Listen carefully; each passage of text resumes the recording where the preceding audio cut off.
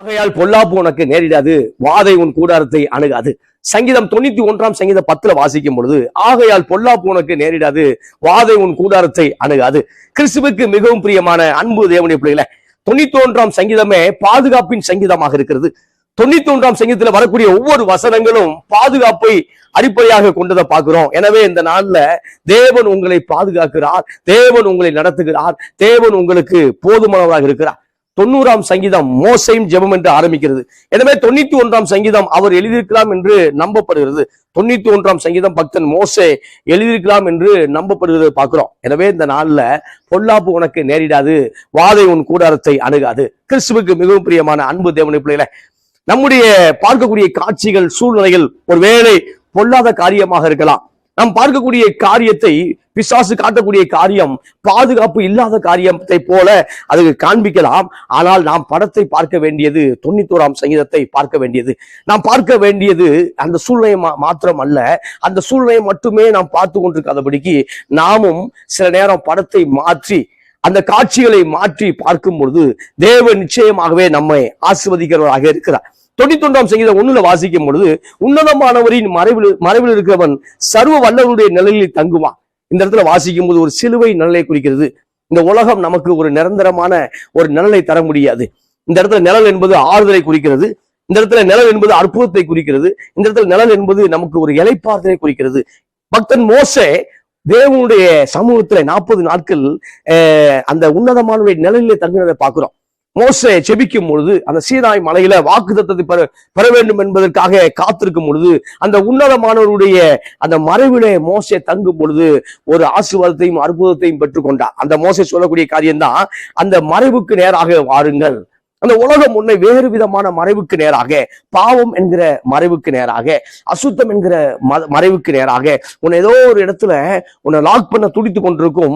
ஆனால் பரிசுத்த ஆவியானுடைய நிழலுக்கு, பரிசுத்த ஆவியானுடைய மறைவுக்கு நீங்கள் வரும் பொழுது நீங்கள் பாதுகாக்கப்படுவீர்கள். அன்பு சகோதரா, அன்பு சகோதரியே, இந்த காலை வேளையில தேவன் உங்களோடு பேசுகிறார். அந்த உன்னதமானுடைய மறைவுக்கு மறுபடியும் வரும்படியாக, அந்த உண்மையான ஆறுதலுக்கு நேராக வரும்படியாக தேவன் உங்களை எதிர்பார்க்கிறார். எனவே இந்த நாள்ல உங்களுடைய குடும்பத்தை, உங்களுடைய ஊழியங்களை, உங்களுடைய வியாபாரங்களை, உங்களுடைய பிசினஸ் எதைனாலும் கர்த்தர் நிச்சயமாய் ஆசீர்வதிக்கப்பட முடியும். எனவே உங்களுடைய அந்த பட காட்சிகளை, இப்போது நடந்து கொண்டிருக்கிற இந்த சூழ்நிலையை பார்த்து கொண்டு இருக்காதபடிக்கு சங்கீதம் 91 சொல்ல அந்த வாக்கு தத்தத்துக்கு நேராக நீங்கள் வரும்படியாக தேவன் விரும்புகிறார். Praise God. அது சொல்லும் பொழுது, நான் கர்த்தரை நோக்கி, நீர் அடைக்கலம், நீர் என் அடைக்கலம், என் கோட்டை, என் தேவன் நான் நம்பி இருக்கிறேன் என்று சொல்லுவேன். அப்ப சொல்லக்கூடிய ஒரு வார்த்தை, அந்த நாம் எதை சொல்ல வேண்டும் என்றால், வாயில பதட்டம் இருந்தாலும், நெஞ்சுக்குள்ளாக ஒரு பயம் இருந்தாலும், ஒரு காரியங்கள் இருந்தாலும், நாம் சொல்ல வேண்டிய வார்த்தை நீர் என் அடைக்கலம் என்று சத்தமாய் சொல்ல வேண்டும். நீர் என் கோட்டை என்று சொல்ல வேண்டும். நான் நம்பி இருக்கிறவர் என்று சொல்ல வேண்டும். சொல்லும் பொழுதுதான் பிசாசின் வல்லமைகள் அந்த இடத்துல நொறுக்கப்படுவதை பார்க்கிறோம். அந்த இடத்துல அந்த எதிர்மறையான ஆவிகளின் கிரியையில் அழிக்கப்படக்கூடியதை பார்க்கிறோம். அதுல வாசிக்கிறேன், அவர் உன்னை வேறொன்னை கண்ணிக்கும் பாலாக்கும் கொள்ளை நோக்கியும் தப்பு வைப்பா. இந்த காலை வேளையிலே கிறிஸ்துவுக்கு மிகவும் பிரியமானவர்களே, இயேசுவின் தழும்புகளால் நீங்கள் சுகமாயிருக்கிறீர்கள். ஏசியால 53 வாசிக்கும் போது, அவர் தழும்புகளால் சுகமாயிருக்கிறோம். ஆமா, பேதுருல வாசிக்கும் போது, அவர் தழும்புகளால் நீங்கள் குணமானீர்கள்.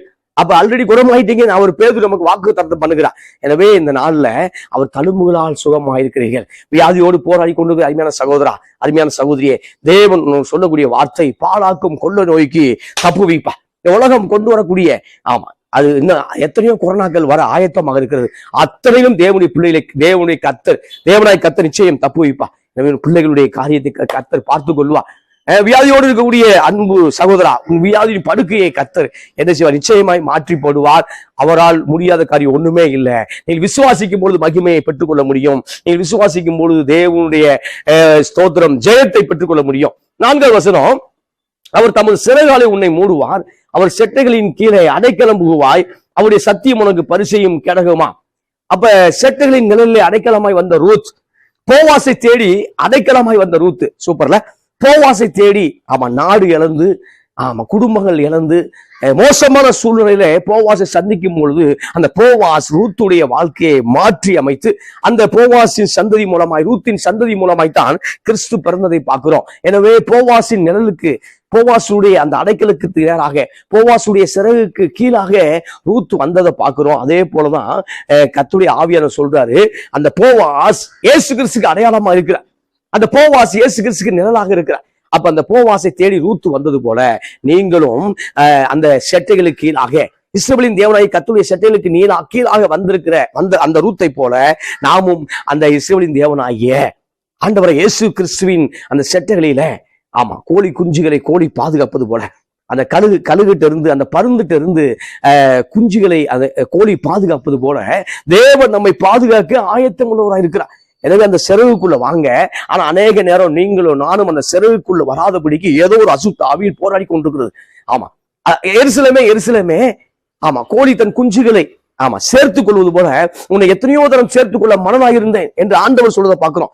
எருசலேமை பார்த்து அழுகிறார். எருசலேமே எருசலேம் ஸ்தோத்திரம் வணங்கா கழுத்துள்ள ஜனமாக இருந்தது.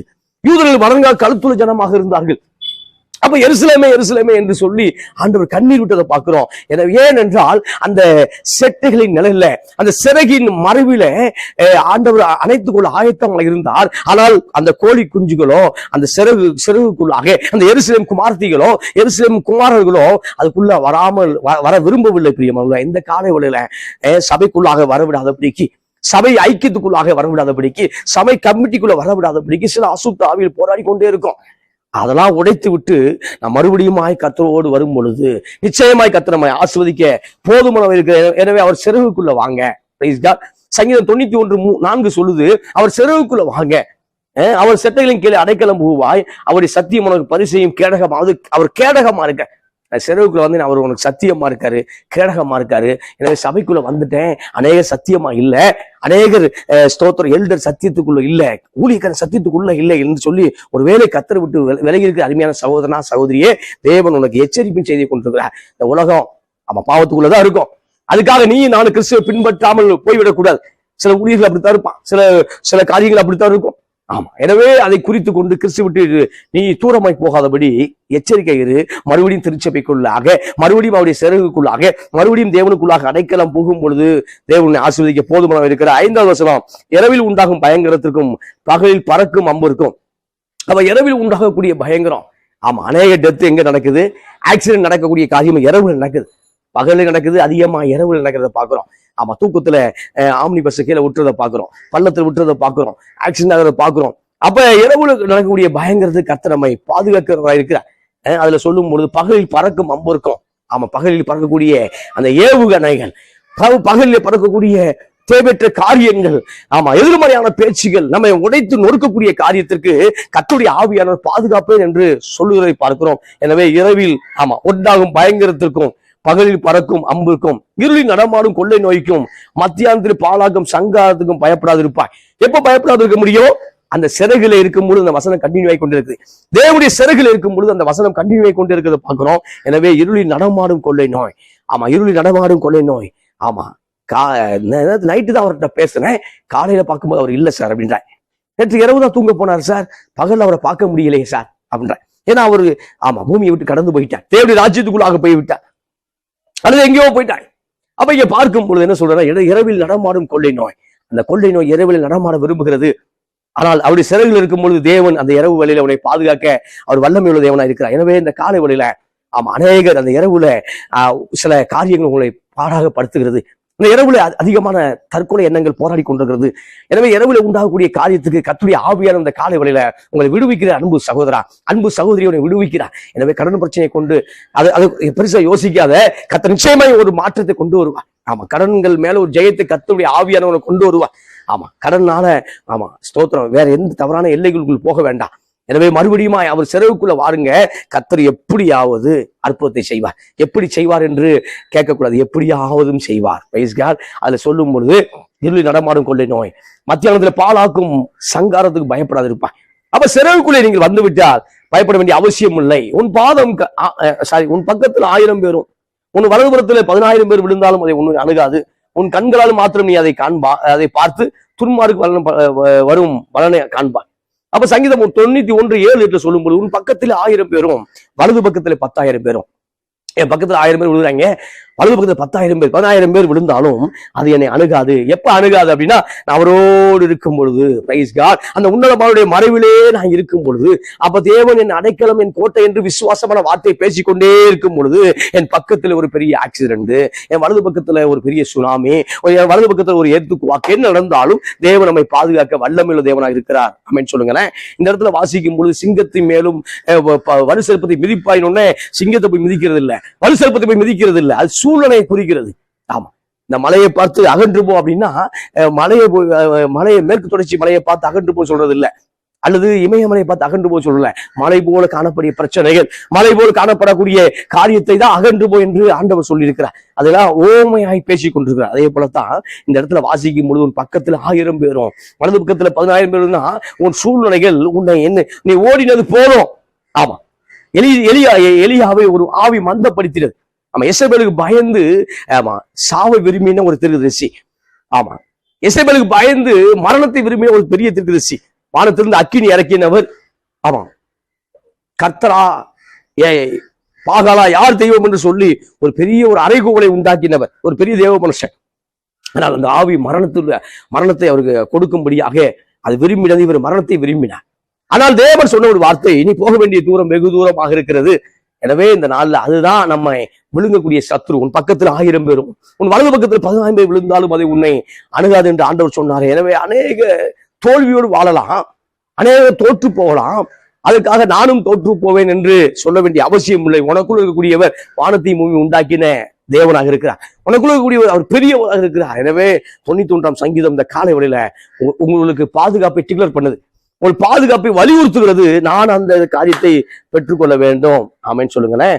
ஆமேன். எனக்கு அடைக்கலமாய் இருக்கிற உன்னதமான கர்த்தரை ஆமா உனக்கு தாபரமாய் கொண்டார். அப்ப சொல்லும் பொழுது உன் கண்களால் மாத்திரம் அதை காண்பாய், அதெல்லாம் பாக்குறோம். ஆமா ஆமா, உன்னதமானவரை பார்த்துக்கிட்டே இருந்தோம்னா பிரச்சனையை பார்த்து பயப்பட வேண்டிய அவசியம் இல்லை. உன்னதமானவரை பார்த்து கொண்டிருந்தால் தேவையில்லாத காரியத்தை பார்த்து கொண்டிருக்க வேண்டிய அவசியம் இல்லை. அப்ப இதெல்லாம் கடந்து போன பிறகு ஆமா எனக்கு அடைக்கலமாய் இருக்கிற உன்னதமான கர்த்தரை உனக்கு தாபரமாய் கொண்டாய். அப்ப மோசே சொல்றாரு, பக்தன் சொல்றாரு, அப்ப எனக்கு அடைக்கலமாக இருந்த கர்த்தர்ல இப்ப அவரை உனக்கு தாபரமாக, உனக்கு அடைக்கலமாக, உனக்கு வெளிச்சமாக நீங்கதான் இனிமேல் எல்லாம் என்று நீ சொன்னதுனால ஆகையால் பொல்லாப்பு உனக்கு நேரிடாது, வாதை உன் கூடாரத்தை அணுகாது. அப்ப 1வது வசனத்துக்கு 10வது வசனத்துக்கு லிங்க் உண்டுங்க. 1வது வசனத்துக்கு 10வது வசனத்துக்கு ஒரு தொடர்பு இருக்குங்க. என்ன தொடர்பு இருக்குன்னா, அந்த மறைவுல இருக்கக்கூடியவர்கள், ஆமா சர்வருடைய நிலையில் தங்கக்கூடியவர்கள், அவர்களுக்கு பொல்லாப்பு நேரிடாது, அவர்களுக்கு வாதை கூடாரத்தை அணுகாது, கூடாரத்தை தொட்டு பார்க்காது. ஆமென் சொல்லுங்களேன். அப்ப சில வாதைகள் கூடாரத்தை தொட்டு பார்க்குத, சில வாதைகள் கூடாரத்தை தள்ளி விடுத. சூப்பர்ல. சில வாதைகள், சில நோய்கள், அந்த நோயினால்தான் அந்த குடும்பமே ஒரு பெரிய பெரிய கடன் வாங்கி அந்த குடும்பம் சரிந்து விழுகிறத பாக்குறோம். ஏன்னா ஒரு பெரிய நோய் சார். ஆமா, அதுக்கு 10 லட்சம் ரூபா ஆகும், 15 லட்சம் ரூபா ஆகணும்னே அந்த குடும்பம் ஒரு மாதிரியா போகுது இந்த காலை வேளையில. ஆமா, சில சில சில சீன், சில பார்க்கக்கூடிய அந்த நோய், சில பார்க்கக்கூடிய காரியம் உன்னை பயமுறுத்தினால் அப்ப நீயும் நான் சொல்ல வேண்டிய வார்த்தை, வாதையின் கூடாரத்தை அணுகாது, பொல்லாப்பு உனக்கு நேரிடாது. அப்ப அந்த படத்தை பார்த்து கொண்டு அதவே நீ பார்த்து கொண்டு சிந்திக்காதபடிக்கு, இல்ல இல்ல பரிசுத்த ஆவியா என் கூட இருக்கிறாரு, நான் சங்கீதம் 91க்குள்ளாக என்னை அடாப்ட் பண்றேன், 91க்குள்ளாக என்னை அதை உட்புகுத்துறேன், அதை உட்புகுத்தும் போது அந்த வசனத்துக்குள்ளாக என் வாழ்க்கையை உட்புகுத்துறேன், கர்த்தரன் பார்த்து கொள்வார் என்று விசுவாசமாய் முழங்கும் பொழுது என்ன நடக்குது அப்படின்னா 11ஆம் வசனம், உன் வழிகளெல்லாம் உன்னை காக்கும்படி உனக்காக தம்முடைய தூதர்களுக்கு கட்டளையிடுவார். அப்ப விசுவாசமான வார்த்தை. சூப்பர்ல. ஆமா, அப்ப எல்டர் கூட தேவையில்லாத வார்த்தை பேசிட்டே இருப்பான். ஆனால் விசுவாசமான வார்த்தையை நீ பேசும் பொழுது பரலோகம் உனக்காக ஆல்ரெடி எல்லாரும் தூதர் வைத்திருக்குது. பரலோகம் எல்லாருக்கும் தேவ தூதர் வைத்துக் கொண்டுதான் இருக்கிறது. ஆமா, அப்ப விசுவாசமா பேசும் பொழுது அந்த தூதர்கள் ஒர்க் அவுட் பண்றாங்க. தூதர்களுக்கு வேலை கொடுக்கிறீர்கள். எப்ப வேலை கொடுக்குறேன் அப்படின்னா, நான் விசுவாசமாய் பேசும் பொழுது தேவ தூதர்களுக்கு வேலையை கொடுக்குறேன். அவர்கள் என்னுடைய விசுவாசமான ஜெபத்தை அந்த தூப கலசத்தில் எடுத்து கொண்டு போய் பரலோகத்தில் இருக்கக்கூடிய தேவன்கிட்ட சேர்த்து கொண்டிருக்கிறார்கள். எனவே உன் வழிகள் எல்லாம் உன்னை காக்கும்படி உனக்காக தம்முடைய தூதர்களுக்கு கட்டளையிடுவார். அப்ப வழிகள் எல்லாம் என்னை காக்கும்படி தூதர் கட்டளையிடுவார்ங்கிற வார்த்தையை தியானிக்கும் பொழுது நிச்சயமாய் கர்த்தர் உங்களை பாதுகாக்கிறவராக இருக்கிறார். அதுக்கப்புறம் வாசிக்கிறேன், உன் பாதம் கல்லில் இடாதபடிக்கு அவர் உன்னை தங்கள் கைகளில் ஏந்து கொண்டு போவார்கள். அப்ப நீ மொட்டை மாடில இருந்து குதிச்சாலும், இமயமலையில இருந்து குதிச்சாலும் தேவதூதர்கள் பாதுகாத்துக் கொள்வார்கள். அதுக்காக குதிக்க சொல்லல, குதிக்கிற தற்கொலை ஆயிரும். இங்க சொல்றது இடறி விழுகும் பொழுது, சூழ்நிலை உன்னை தள்ளும் பொழுது, நீ நம்பி இருக்கக்கூடிய மனிதர்கள் உன்னை தள்ளும் பொழுது, நீ எதெல்லாம் நம்பி இருந்தாயோ அவர்கள் உன்னை ஆமா புறக்கணி கழுத்தை பிடிச்சி வெளியே தள்ளிட்டான் சார் சொல்றான்ல, என்னை கழுத்தை பிடிச்சி வெளியே தள்ளிட்டான் சார், நான் அவனை நம்பி கொண்டிருந்தேன். அதே மாதிரி சில காரியம் உன்னை கழுத்தை பிடித்து வெளியே தள்ளும் பொழுது ஆமா அப்ப ஸ்தோத்திரம் அந்த மாதிரி சூழ்நிலை வரும்பொழுது ஆமா கர்த்தர் தம்முடைய தூதனை அனுப்பி உன்னை கையில ஏந்தி கொண்டு போவார் என்று வசனம் சொல்வது. இதைத்தான் இயேசு சொன்னான். ஆமா இதைத்தான் பிசாசு இயேசு சொல்லும் பொழுது ஆமா ஆண்டவர் உன் தேவனாய் கர்த்தரை பரிச்சை பாராதிருப்பாயாக என்று அவர் பேசுறதை பார்க்கிறோம். ஆமென். எனவே இந்த காலை வேளையில உங்கள் பாதம் கல்லில் இடராதபடிக்கு நீங்க கீழே விட மாட்டீங்க சார், நீங்க மேலே ஏறி வரக்கூடியவர்கள். ஆமா கிறிஸ்துவுக்குள்ள உங்களை எப்பொழுதும் வெற்றி சிறக்க பண்ணின கர்த்தர் அது எப்பொழுதும் உங்களை வெற்றி சிறக்க பண்ணுகிறார். நீங்க மேலே ஏறி வருவீர்கள். 13ஆம் வசனம், சிங்கத்தின் மேலும் வீரியன் பாம்பின் மேலும் நீ நடந்து பால சிங்கத்தையும் வலுசெருப்பத்தையும் மிதித்து போடுவாய். சிங்கத்தின் மேலும் ஆமா சிங்கத்தின் மேலும் ஒரு விசை சிங்கம் ஒருவரை கரடி. ஆமா அதை ஏற்கனவே ஆல்ரெடி கொண்டுட்டேன். இப்ப இந்த கோலியாத்தும் அவர்களை போலதான் இருப்பான். அந்த கோலியாத்தும் அவருக்குள்ளதான் அது மாதிரிதான் இருப்பான்னு சொல்லி தாவீது வீர முழக்கம் செய்ததை பாக்குறோம். தாவீது வீர வசனம் பேசுறதை பாக்குறோம். சில பேர் வீர வசனம் பேசுவாங்க ஆமா ஆனா கீழே விழுந்துருவாங்க. ஆனா தாவீது அப்படி அல்ல, எப்போதும் விசுவாசத்துல நிறைந்த மனிதன் தாவீது, எப்போதும் தேவனை சார்ந்திருந்த டிபெண்ட் பண்ணியே வாழ்ந்த மனிதன் தாவீது. அந்த மனிதன் சொல்லும் பொழுது அவர் ஆடுகள் மேய்க்க அனுப்பும் பொழுது ஒரு விசை கரடி வருகிறது, கரடியை மேற்கொள்கிறார். ஒரு விசை அவன் சிங்கம் வருது, சிங்கத்தை கிழிச்சு போட்டான் சார். ஆமா இங்க நம்ம தெருநாயை காலி பண்ண முடியல. ஆமா நைட்ல தெருநாய்க்கு பயந்து ஓட வேண்டிய சூழ்நிலை உண்டாகிறது. ஆனால் இங்க பார்க்கும்போது சிங்கத்தின் மேலும் ஆமா வீரியன் பாம்பின் மேலும் நீ நடந்து பால சிங்கத்தையும் வலுசெருப்பத்தையும் மிதித்து போடுவாய். வலுசெருப்பம் பாலசிங்கம், வலுசெருப்பம் முதலேன்னு சொல்லி சொல்றாங்க. ஆமா பாலசிங்கம்னா எங்கு அவ யங்லாயன். அப்ப அதவே நீ என்ன செய்வ, மிதித்து போடுவாய், கிழித்து போடுவாய் அப்படின்னா நம்ம அதுபடியும் பேசலாம். இல்ல சார் இது ஒரு பெரிய சூழ்நிலை, ஒரு பெரிய அசுத்தாவியை குறிக்கிறது. பெரிய ஒரு அந்த ஏதேன் தோட்டத்துல ஏதேன் தோட்டத்துல ஏவாளோட வம்புழுத்துச்சு ஒரு பிசாசு, பழைய பாம்பாகிய அந்த பிசாசு கீழே தள்ள கண்டே வெளிப்படுத்த வாசிக்கிறோம். அப்ப அந்த ஒரு அப்படிப்பட்ட ஒரு ஏமாற்றக்கூடிய சர்ப்பத்தை கூட குறிக்குது. ஆனால் அதை நம்ம மிதிக்க வேண்டும் என்றால், அதை மேற்கொள்ள வேண்டும் என்றால் சங்கீதம் 91 மறுபடியும் 1க்கே வரணும். அந்த அவருடைய உன்னதமானுடைய மறைவில் இருக்கும் பொழுது, அவருடைய நிலையில தங்கும் பொழுது நம்ம இதெல்லாம் மேற்கொள்ள முடியும். ஆமென் சொல்லுங்களேன். ஆமென். 14 வாசிக்கிறேன். அவன் என்னிடத்துல வாஞ்சியா இருந்தபடியால் அவனை விடுவிப்பேன், என் நாமத்தை அவன் அறிந்திருக்கிறபடியால் அவனை உயர்ந்த அடைக்கலத்தில் வைப்பேன். அப்ப என் நாமத்தை அப்ப ஒண்ணு வாஞ்சியா இருக்க வேண்டும். ஆமா வாஞ்சையா இருக்க வேண்டும், ஜெபிக்கணும். அதிகாலை 3 மணி 4 மணி அதிகாலை அல்லது இருட்டோட எழுந்திருந்து ஸ்தோத்திரம் ஜெபிக்கிறவர்களாக மாற வேண்டும் என்று தேவன் விரும்புறான். இன்னைக்கு என்ன செய்யறாங்கன்னா, மிட் நைட்ல தூக்கம் கலைஞ்சுனா மறுபடியும் செல்போன் நோண்ட ஆரம்பிச்சாங்க. மிட் நைட்ல தூக்கம் கலைஞ்சா மறுபடியும் ஒரு மூவி பார்க்க ஆரம்பிச்சிடாங்க. இல்ல மிட் நைட்ல தூக்கம் கலைஞ்சா மறுபடியும் பைபிள் ரீடிங் பண்ணுங்க. சில பைபிள் ரீடிங் சில பார்க்கும்போது அது போர் அடிக்கிற மாதிரி இருக்குன்னா, உனக்கு எது விருப்பமான பைபிள் பகுதியோ அதை மறுபடியும் தியானி. அது ஏற்கனவே படிச்சனே இல்ல நீ மறுபடியும் படிக்கும்போது அது மூலமா கத்த வெளிப்பாடை கொடுத்து கொண்டே இருப்பான். அப்ப நான் ஜெபிக்க வேண்டும், தூக்கம் கலைஞ்சு நான் ஜெபிக்க வேண்டும். ஆமா சில நேரம் பாஸ்டிங் போட்டு ஜெபம் பண்ணணும். சில நேரம் ஏதோ ஒரு காரியத்துக்கான ஜெபம் பண்ணிட்டே இருக்கணும். வாஞ்சையா இருக்க வேண்டும். ஆனா வாஞ்சையை எடுத்து போடுறதுக்கு தான் பல பிசாசு குட்டி சாத்தான்கள் போராடி கொண்டே இருக்கும். ஆமா ஜெபம் பண்றதுக்கு பரிசுத்தவனை தடுத்துருவாங்க. ஆமா பரிசுத்தவான்களே போதும் ஜெபம் பண்ணது போதும் அப்படிம்பாங்க. ஆனா அதெல்லாம் உடைச்சு தடையை மீறி ஜெபிக்க வேண்டும் என்று தேவன் விரும்புகிறார். அப்ப அவன் என்னிடத்துல வாஞ்சியா இருந்த அப்படின்னா, அவள் என்னிடத்திலே வாஞ்சியா இருந்தபடினால் அவளை விடுவிப்பேன். ஆமா உங்களை விடுவிப்பார் சிஸ்டர். ஆமா எஸ்தர் ராஜாத்தியை விடுவித்தது போல உங்களை விடுவிப்பார். ஆமா கர்த்தர் உங்களை விடுவிப்பார் சிஸ்டர். அவன் என் நாமத்தை அவன் அறிந்திருக்கபடியால் அவனை உயர்ந்த அடைக்கலத்துல கர்த்தர் வைப்பார். ஆமா அந்த நாமத்தை அறிஞ்சிட்டீங்கல்ல, இயேசுங்கிற நாமத்தை அறிஞ்சிட்டீங்கல்ல, அந்த நாமத்துல என்னென்ன வேலை பார்க்குதுன்னு அறிஞ்சிட்டீங்கல்ல, அந்த நாமத்தை அறிந்ததுனால உயர்ந்த அடைக்கலத்துல கொண்டு போய் அவனை வைப்பார், அவளை வைப்பார், உங்களை வைப்பார். எனவே அந்த அடைக்கலம் எப்போ வருது அப்படின்னா, தேவனே நீரின் அடைக்கலம், தேவனே நீரின் கோட்டை, தேவனே நீரின் பாதுகாப்புன்னு சொல்றோம்ல. அந்த விசுவாசமான வார்த்தை பேச கர்த்தர் வேலை பார்க்க ஆரம்பிக்கிறாரு. ஆமென் சொல்லுங்களேன். நிறைவு செய்ய விரும்புகிறேன். 15ஆம் வசனம், அவன் என்னை நோக்கி கூப்பிடுவான், நான் அவனுக்கு மறு உத்தரவு அருளச் செய்வேன், ஆபத்தில் நானே அவனோடு இருந்து அவனை தப்புவித்து அவனை கனப்படுத்துவேன். 15ஆம் வசனம் சொல்லும் பொழுது அவன் என்னை நோக்கி கூப்பிடுவான். ஆமா ஆபத்தில் நானே அவனோடு இருந்து, ஆபத்தில் தூதனை அனுப்பவில்லை இப்பொழுது.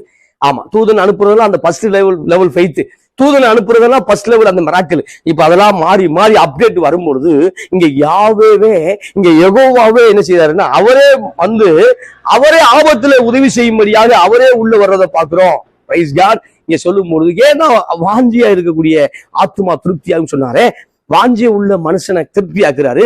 வாஞ்சை உள்ளவனுக்கு மேல பரிசுத்த அபிஷேகத்தை பொழிகிறாரு. வாஞ்சை உள்ளவர்கள் மேல இவர் வாஞ்சியா இருக்கார். சூப்பர்ல. அப்ப இந்த இடத்துல 91:11 சொல்லும் பொழுது, அவன் என்னை நோக்கி கூப்பிடுவான், நான் அவனுக்கு மறு உத்தரவு அருள் செய்வேன், பேசாம இருக்க மாட்டேன், பேசுவேன். பேசுகிற கர்த்தர், பேசுகிற தேவன், பேசுகிற பரிசுத்த ஆவியானவர், பேசுகிற இயேசு கிறிஸ்து, அந்த பேசுகிற இயேசு கிறிஸ்துவை வாங்க. ஆமா ஆமா, ரொம்ப பேசுகிற மனுஷன் இருந்து வெளியே வாங்க. ரொம்ப பேசுகிற மனுஷன் இருந்து பேசி பேசி உங்க வாழ்க்கைய கெடுத்துடாதீங்க. ஆகாத சம்பாஷணை நல்ல ஒழுக்கங்களை கெடுத்து போடும். அப்ப நல்ல ஒழுக்கங்களை சில தவறான சம்பாஷணை கெடுத்து போடுகிறது. நல்ல சம்பாஷணைக்குள்ள வாங்க. அந்த சம்பாஷணை தேவன்கிட்ட மட்டும்தான் இருக்கு. இது எப்படி இருக்கு? அந்த சம்பாஷணை கத்தட்ட மட்டும்தான் இருக்குது. இப்போ 91:15 சொல்லும் பொழுது, ஆமா, தூதன் அனுப்புறாரு. இதெல்லாம் ஃபர்ஸ்ட் லெவல் மராக்கள். இப்ப பார்க்கும்போது அவரே வந்துறார். ஆபத்தில் நானே அவனோடு இருந்து அவனை தப்புவித்து அவனை கனப்படுத்துவேன். தப்புவிக்கிறார், ஆமா, கனப்படுத்துறார். அவனோடு கூட இருக்கிறார். மூன்று காரியம் கூட இருக்கிறார். அதுக்கப்புறம் இதெல்லாம் நடக்கும்போது என்ன ஆயிடுச்சு அப்படின்னா, லைஃப் ஸ்டைலே மாறிடுச்சு. நீடித்த நாட்களால் அவனை திருப்தியாக்கி என் ரட்சிப்பை அவனுக்கு காண்பிப்பேன். அப்ப இதெல்லாம் நடக்கும் பொழுது நீடித்த நாட்கள், ஆமா, நீங்க முதிர் வயது வரை இருக்குதான் தேவனுடைய சித்தம். 5 தலைமுறை, 6 தலைமுறை, 4 தலைமுறை, ஆமா, இப்ப 4 தலைமுறை பார்த்து கொண்டிருக்கிறார்கள் சில பேர். 5 தலைமுறை, 6 தலைமுறை எல்லாம் பழைய காலங்களை பார்த்தாங்க. ஆமா, அப்ப ஏகப்பட்ட தலைமுறையெல்லாம் பார்த்தாங்க. ஆதாம்ல 930 வருஷம், மெத்சுலா 969 வருஷம். அப்ப அப்படியே இருந்தது. கொஞ்சம் கொஞ்சமா சுருங்கி போய் 175, 110 இருக்கிறதே பெரிய இருக்காடா மாறிடுச்சு. அப்ப இங்க சொல்லும் பொழுது, அப்ப நீடித்த நாட்களாய் அவனை திருப்தியாக்கி, யார? அடைக்கலத்துக்குள்ள இருக்கக்கூடியவனை, பாதுகாப்பாய் இருக்கக்கூடியவனை, தேவையற்ற அந்த சூழ்நிலைங்கிற படத்தை மாற்றி கர்த்தரை நடத்துவார் என்று நம்பக்கூடியவனை திருப்தியாக்கி என் ரட்சிப்பை அவனுக்கு காண்பிப்பேன். ரட்சிப்பு அனுதின ரட்சிப்பு இருக்கு. ஆமா, நம்ம இயேசு ஏற்றுக்கொண்டோம்ல, அது ஒரு ரட்சிப்பு. அப்ப டெய்லி ஒரு மிராக்கிள் கர்த்தர் பண்ண வேண்டியிருக்கு நம்ம உயிரோடு இருப்பதற்கு. ஆமா, அதுக்கப்புறம் நித்திய ரட்சிப்பு. ஆமா, பரலோகத்துக்கு போகணும்ல, அது ஒரு நித்திய ரட்சிப்பு. அப்ப உங்க ரட்சிப்பு, ஆமா, நிறைவேற பிரயாசப்படுங்கள் பைபிள் போட்டிருக்கு. அந்த ரட்சிப்பு, ரட்சிக்கப்பட்டேன் அதோட போதும், அதுக்கப்புறம் நான் எப்படி வேணா வாழலாம் அப்படி கிடையாது. ஆமா, இப்படித்தான் வாழணும் பைபிள் சொல்லப்பட்டிருக்கு. அப்ப எப்படித்தான் வாழலாம் அப்படிங்கலாம் கிடையாது. ரட்சிக்கப்பட்டல அது இல்ல, அந்த ரட்சிப்பு நிறைவேற பிரயாசப்படணும், எஃபோர்ட் பண்ணணும். ஆமா, எஃபோர்ட் பண்ணணும். அந்த ரட்சிப்பு நிறைவேற பிரயாசப்படணும். அப்ப இப்ப எங்க சொல்ற மாதிரி ரட்சிப்பு அவனுக்கு காண்பிப்பேன்னா, நம்ம டெய்லி காமிக்கிறேன். டெய்லி ஒரு அற்புதம். ஆமா, இஸ்ரவேல் மக்கள் 40 ஆண்டுகள் வனாந்தரத்துல டெய்லி ஒரு அற்புதத்தை பார்த்தாங்க. ஆமா, அற்புதத்தை பார்த்து சலிச்சு போய், ஆமா, அற்புதமே வேண்டாங்கிற மாதிரி ஆயிட்டாங்க. நம்ம ஒரு அற்புதத்துக்கு ஜெபம் பண்ணோம். ஒரு அற்புதத்தை செய்ய மாட்டீரா?